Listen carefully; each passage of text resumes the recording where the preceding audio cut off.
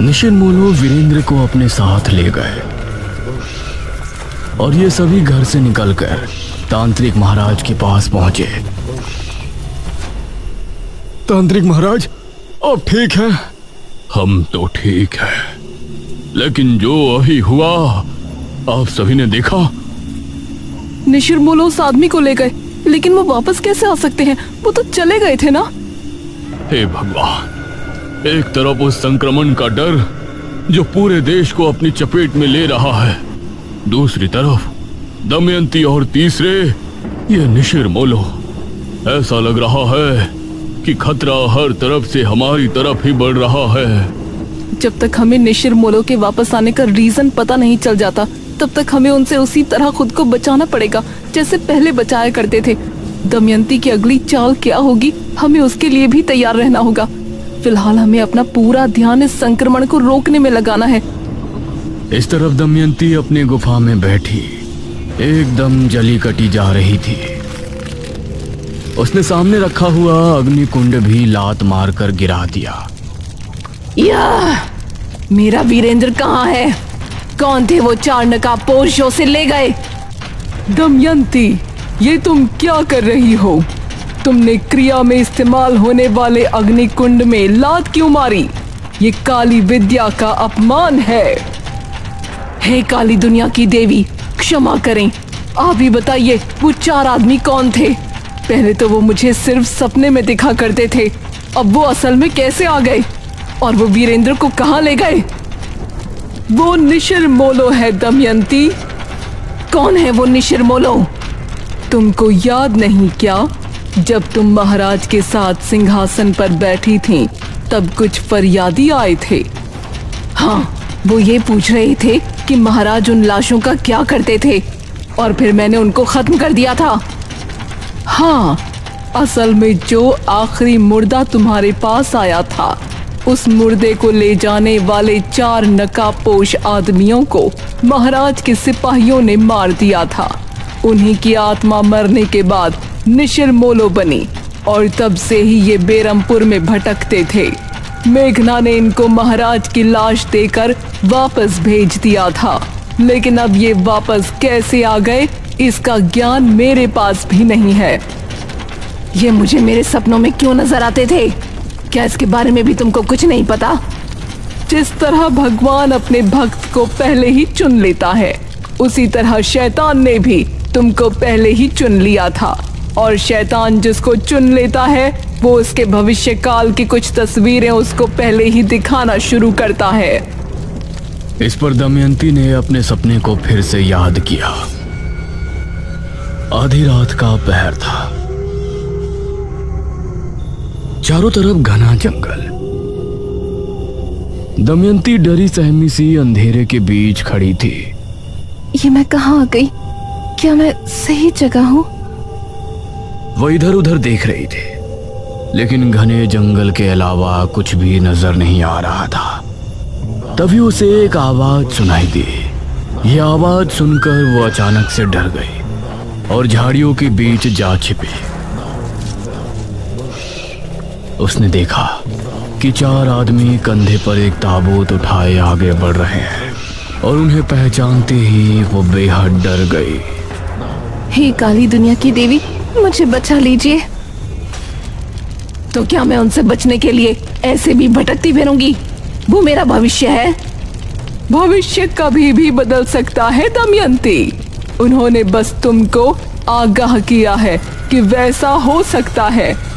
नहीं, ऐसा कभी नहीं होगा।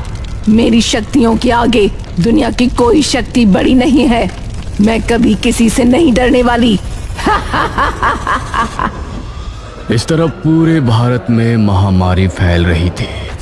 सभी लोग अपनी अपनी दुकान, ऑफिस और कार्यस्थलों को बंद करके घर में बैठे थे। हर मोड़ पर, हर चौराहे पर, हर गली के नुक्कड़ पर पुलिस बल तैनात था। उस समय सिर्फ राशन लेने वाले लोगों को ही बाहर निकलने की इजाजत थी, और चेहरे से मास्क होना अनिवार्य था। मास्क का चेहरे पर ना होना एक बहुत ही गंभीर अपराध जैसा बन गया था। उस संक्रमण के चलते लोगों की मौतें भी अब बढ़ती जा रही थी। मुझे छोड़कर क्यों चले गए जी? मुझे भी अपने साथ ले जाते। मैं इतनी बड़ी जिंदगी कैसे गुजारूंगी। तभी वहां पर उस मृत आदमी का बेटा आया। राजू, तू अकेला कैसे आया है? मोहल्ले वालों को बुला कर ला, अर्थी उठने का समय हो गया है। माँ, कोई भी पड़ोसी साथ आने को तैयार नहीं। कह रहे हैं कि तेरा बाप कोरोना वायरस की वजह से मरा है। अगर हम उसकी लाश के करीब जाएंगे तो हमें भी वो वायरस लग जाएगा। हे ऊपर वाले, ये तो कैसा कहर ढा रहा है। मेरे पति की लाश पड़ी है और उसको अर्थी देने को भी कोई तैयार नहीं है। वो औरत फूट फूट कर रोने लगे। लेकिन वो समय ही ऐसा था। कोरोना वायरस के चलते इंसान अपने ही जैसे दिखने वाले दूसरे इंसान को अपना दुश्मन समझ बैठा था। जो मर्द काम करने के शौकीन नहीं थे, जो हर दूसरे दिन छुट्टी करके घर पर आराम फरमाने की आदत रखते थे, वो लोग भी उस समय यही दुआ कर रहे थे कि जल्द ही लॉकडाउन खुले और हम काम पर जाएं। घर में बैठे बैठे और अपनी गली को देखते देखते सब लोग ऊब चुके थे। मेघना, अब तो ये संक्रमण बढ़ता ही जा रहा है। लोग एक दूसरे से हाथ मिलाने तक से डर रहे हैं। हे भगवान, तूने ये हमें किस तरह से बेबस कर दिया है। कैसे बचे इस महामारी से? हमें कोई तो रास्ता दिखाओ। तभी इन सभी को एक आवाज सुनाई दी। बेरमपुर वासियों, आपसे विनती है कि सभी अपने घरों में रहें और सुरक्षित रहें। कोई भी बेवजह बाहर ना निकले और जब भी बाहर निकले मास्क जरूर लगा कर रखें। सोशल डिस्टेंसिंग का पालन जरूर करें, वरना अगर हमने आप में से किसी को बिना मास्क के बेवजह घूमते देख लिया तो आपकी खराब हालत के जिम्मेदार आप खुद होंगे। ये क्या है कि पुलिस होकर ऐसी धमकी कैसे दे सकते हैं? इस समय सही गलत कोई नहीं देखने वाला इशिता। हमें पुलिस की बात माननी ही पड़ेगी। लेकिन ये सोच सोच कर मेरा सर फटा जा रहा है कि हम इस वायरस को खत्म कैसे करेंगे।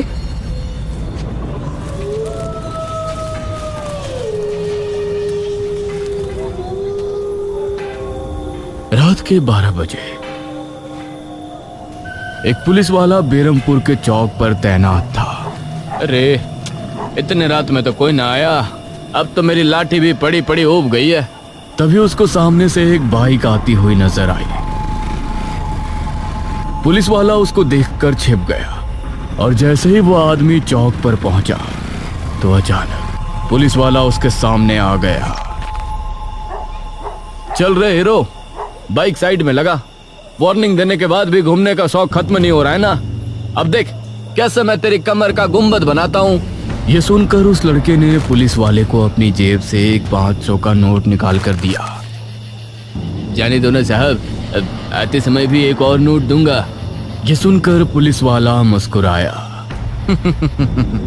ठीक है, लेकिन 1 घंटे के अंदर वापस आ जाइयो। बड़े साहब आ गए तो मैं भी कुछ ना कर पाऊंगा।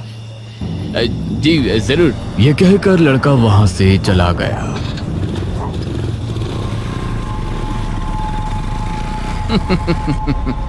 अगर ऐसे ही बेवकूफ मिलते रहे तो अच्छी कमाई हो जाएगी। उसी समय गांव में आवाज गूंजने लगी। निशिर मोलो पहले के जैसे ताबूत कंधों पर उठाए बेरमपुर का भ्रमण करने लगे, जिसे सुनकर गांव के लोगों के दिलों की धड़कनें तेज हो गई। हे भगवान, ये निशिर मोलो फिर से वापस आ गए। ये तो निशिर मोलो की आवाज है ना? हाँ, लगता है वो फिर से अपने शिकार की तलाश में निकले हैं। हम में से कोई बाहर नहीं जाएगा।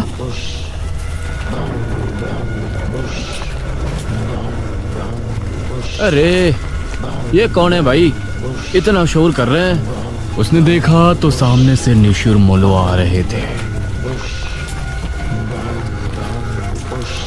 अरे, ये कौन है? ओहो, पुलिस के डर से रात में अर्थी लेकर जा रहे हैं। कोई बात नहीं, आने दो। इनसे तो सीधे 10,000 लूंगा। वो करीब आए तो उसने देखा कि उनके चेहरे पूरी तरह से ढके हैं। उसने अपनी लाठी उठाई और खुद ही उनके सामने आ गया। अरे, ओ रुक जाओ, ऐसे पूरे मुंह को ढकने से तुम बच नहीं पाओगे। ये कपड़ा नहीं, चेहरे पर मास्क होना जरूरी है। जल्दी से अपने अपने चेहरे दिखाओ। मास्क लगाया या नहीं? ये सुनते ही निशिर मोलो की आंखें लाल लाल चमक उठी, जिसे देखकर पुलिस वाले की सिट्टी पिट्टी गुम हो गई। तभी ताबूत खुल गया और उससे सुनहरी रोशनी निकलकर पुलिस वाले को ताबूत में खींच कर ले गई।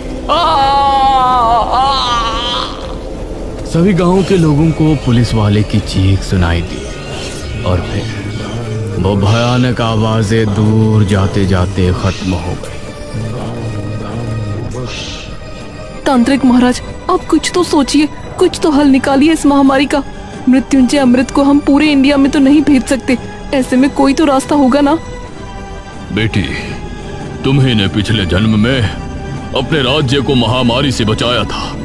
मुझे लगता है कि इस महामारी से बचने का उपाय भी हमें तुम्हारे पिछले जन्म, तुम्हारे अतीत से ही मिलेगा। यह सुनते हुए मेघना तांत्रिक महाराज को बड़े गौर से देख रही थी। शायद ही उसे उनकी बातें समझ आ गई थी।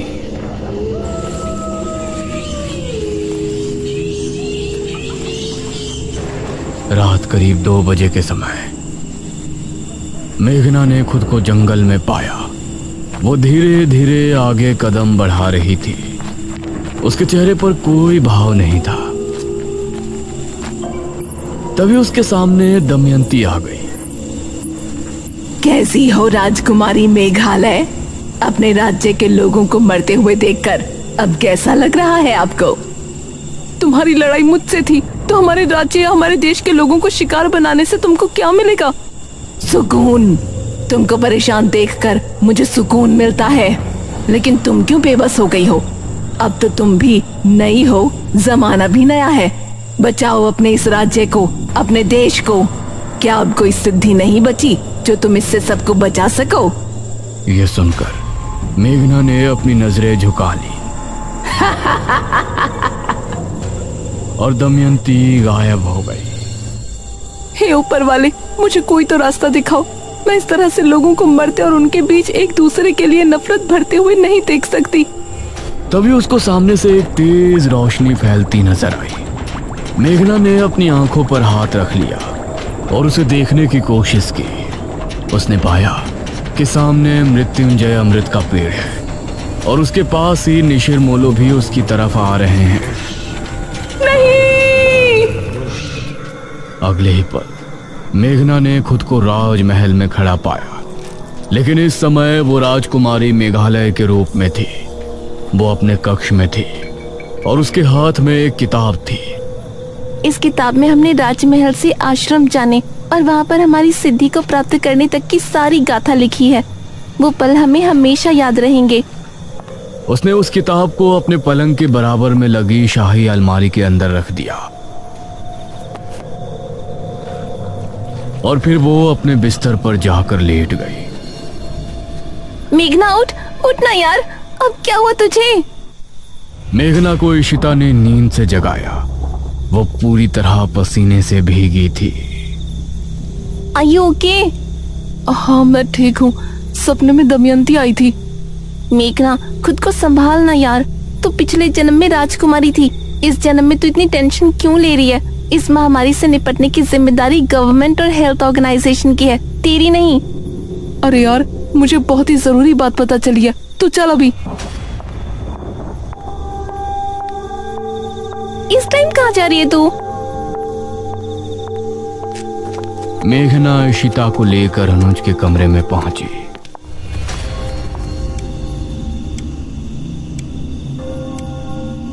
अनुज, जल्दी उठो।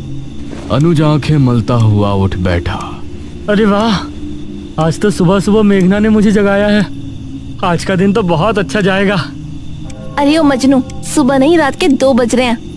अरे इस समय क्या हुआ मेघना? सब कुछ ठीक तो है ना? हम तीनों को अभी राजमहल जाना होगा। इस समय वो भी राजमहल? अब तुमको वहाँ क्यों जाना है? ठीक है, तुम दोनों बस सवाल पूछते रहो, मैं अकेले ही जा रही हूँ। ये कहकर मेघना कमरे से निकलने लगी। अरे रुको, मैं भी चल रहा हूँ यार। इशिता और अनुज भी उसके पीछे हवेली से निकले और ये अब तीनों राजमहल की तरफ रवाना हो गए। मेघना बहुत तेज तेज कदम बढ़ा रही थी और 20 मिनट चलने के बाद राजमहल इनके ठीक सामने था।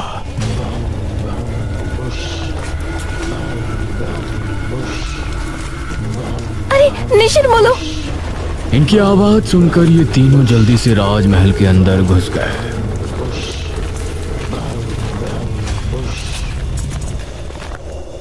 थैंक गॉड, मुझे तो लगा था कि आज हम गए। मेरे साथ आओ। मेघना अपने कक्ष में पहुंची।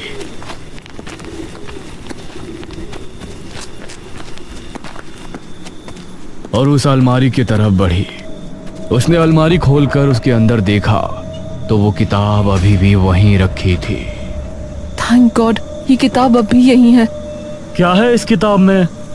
पिछले जन्म में जब मैं राजकुमारी मेघालय मृत्युंजय अमृत के पेड़ को उगाने वाले बीज की सिद्धि हासिल करने गई थी, तो उन्होंने वहां जाने से लेकर वापस आने तक की सारी दास्तान इसमें लिखी थी। मुझे लगता है इसके जरिए हमें ये पता लग सकता है कि इस महामारी जिसे लोग कोरोना वायरस कह रहे हैं उससे कैसे बचा जा सकता है। हे भगवान, अब एक और किताब। चलो अब घर वापस चलते हैं, ठीक है? या इसको पढ़ना भी यहीं है? हाँ चलो। सॉरी तुम दोनों को परेशान किया, लेकिन मुझे एक एक पल बहुत भारी लग रहा है। कोई बात नहीं राजकुमारी मेघालय, हम तो आपकी प्रजा है। जो आप आज्ञा देंगी उसको फौरन मान लेंगे। ये तीनों अब वापस घर के लिए निकल गए, लेकिन अभी भी इनको दूर से निशिर मोलो की आवाजें सुनाई दे रही थी। इस तरफ दमयंती गुफा से निकली। बहुत गुस्सा आ रहा है। आज तो मन कर रहा है इकट्ठा कई लोगों का खून पी लूं। एक चौराहे पर दो पुलिस वाले बैठे थे। अरे ओ तल पड़े, जरा एक चाय तो लेकर आना। सर, आपने मास्क क्यों निकाल दिया?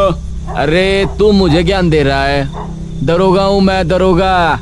तभी इन दोनों को सामने से एक पायल की छन छन सुनाई दी। अरे ये कौन मंजुलिका निकल आई लॉकडाउन में घर से बाहर? इन दोनों ने गौर से उसे देखा तो पाया वो लड़की दमयंती ही थी। उसकी खूबसूरती देखकर इंस्पेक्टर की आंखों में अजीब सा नशा उतर आया। ए कहाँ जा रही हो मैडम? पहली बार मेरा खुद अरेस्ट होने का मन हो रहा है। क्या भला की खूबसूरत हो तुम। अगर तुम लोगों को अपनी आज की रात यादगार बनानी है तो मेरे पीछे आओ। ये कहकर दमयंती मुस्कुराई और फिर झाड़ियों के पीछे चली गई। अरे वाह, मुझे तो आज की रात सारी जिंदगी याद रहेगी। इंस्पेक्टर भी झाड़ी के पीछे चला गया और अगले ही पल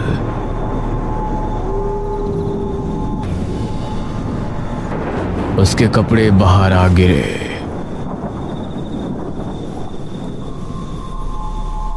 वाह, आज तो सर की ईद और दिवाली एक साथ मन गई।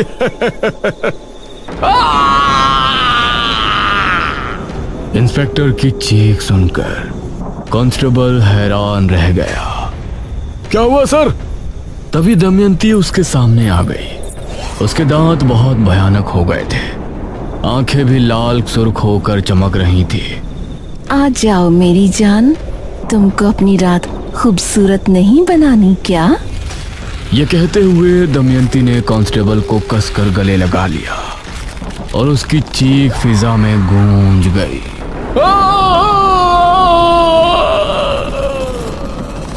इस तरफ मेघना ने उस किताब को खोला और पढ़ना शुरू किया, जिसके अंदर उसके पीछे जन्म की गाथा उसी के हाथों लिखी गई थी। इस किताब में मेघालय की पिछली जिंदगी के कौन कौन से रहस्य खुलते हैं। मेघना इस महामारी से लोगों को कैसे बचाएगी, कैसे अंत होगा दमयंती का, और क्या कारण है निशिर मोलो के वापस आने का। जानने के लिए हमारे साथ बने रहिए इस कहानी के अगले भाग में भी।